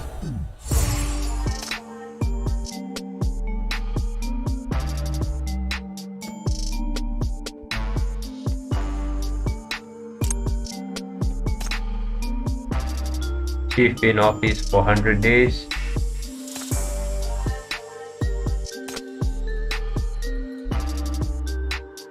Chief reaches level 55, accumulate 5 million.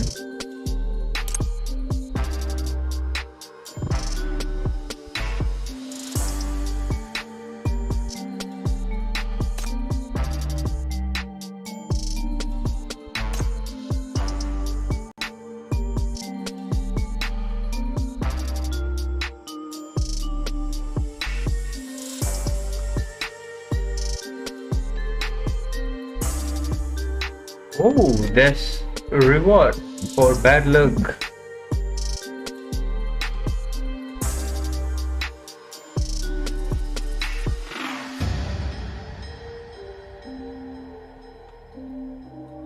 Collect all available crime brands.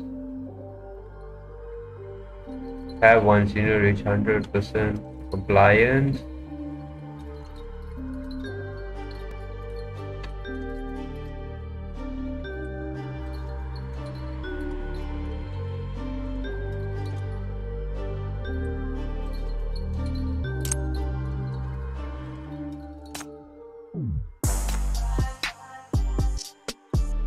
$480,000. High risk.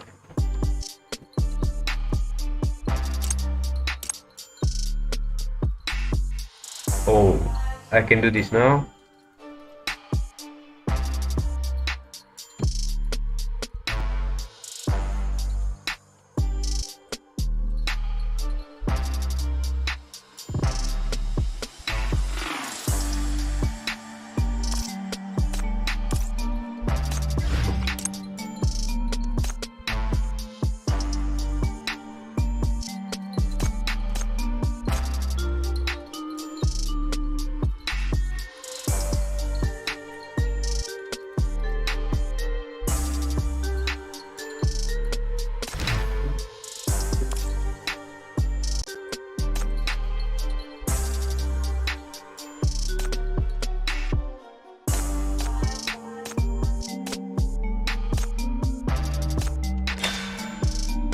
Arrest the master.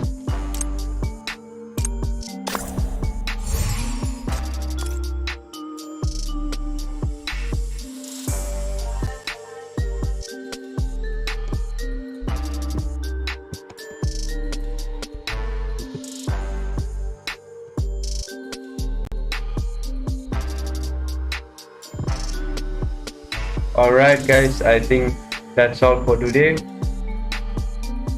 We'll stream again tomorrow. Thank you for watching and bye bye.